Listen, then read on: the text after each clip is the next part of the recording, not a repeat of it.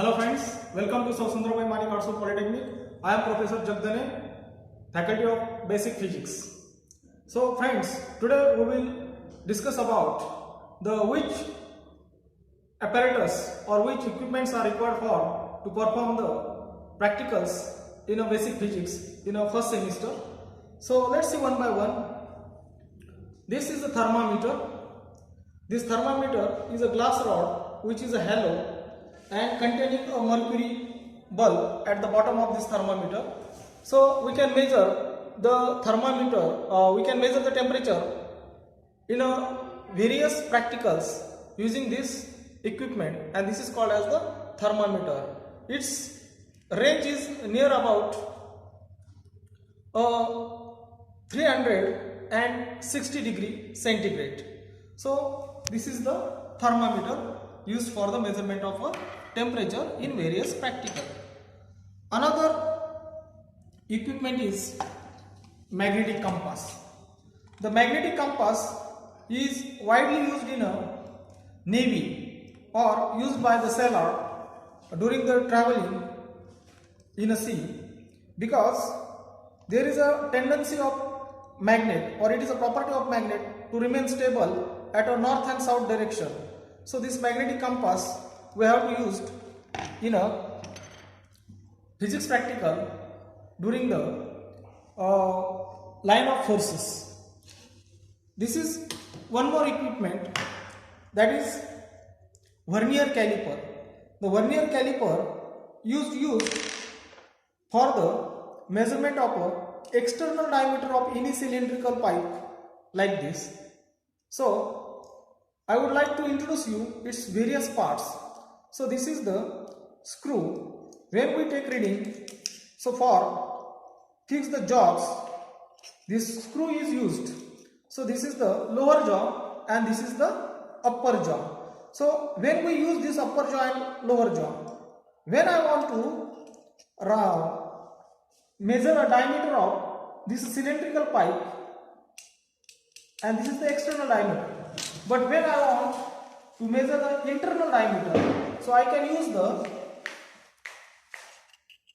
upper jaw to measure the internal diameter. So upper jaw is used for the measuring the internal diameter, and lower jaw is used to measure external diameter. So this is the main scale reading and this is the vernier scale reading. In detail we will discuss in our first practical of a vernier caliper. So this is the second instrument. This is called as the micrometer screw gauge. So this micrometer screw gauge also consists of two types of scales. This is the main scale, which is in millimeter, and this is the circular scale. This is called as the circular scale and this is the main scale. So why we use this micrometer? It is used to measure a diameter of a spherical object like this. So this is the ball bearing, and I want to use the micrometer screw gauge to measure the external diameter of this ball bearing.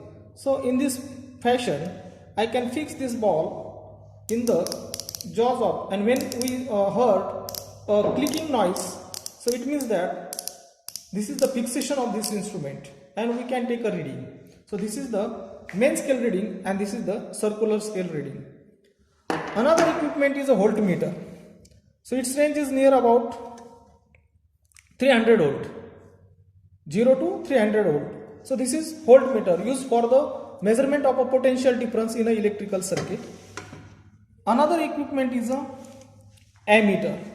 Ammeter is used for the measurement of electric current in ampere, where a very tiny voltage is there, just like a voltage generated or potential difference is generated in a solar cell. So it is a very small voltage, so it cannot be easily measured by a voltmeter. So that's why instead of voltmeter we can use there a galvanometer, which can use a minute voltage.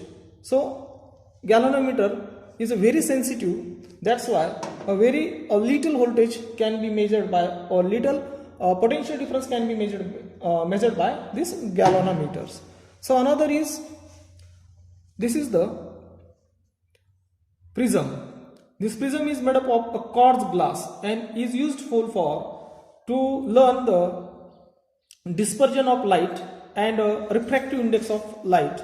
So this is the prism. This is a calorimeter. The calorimeter is used for the measurement of the heat capacity of any substance. So this is a calorimeter, and this is the Ohm's law. So Ohm's law states that the potential difference is directly proportional to the current. So this is the analog equipment, and this is a digital equipment. So in analog equipment, so the needle is there which shows us reading during studying the Ohm's law, and this is the digital equipment while using the performing the practical of Ohm's law. So here is voltage and here is ampere. When we increase the voltage by rotating this knob, here ampere also increases, means current also increases, and we prove the Ohm's law by using this equipment. Thank you.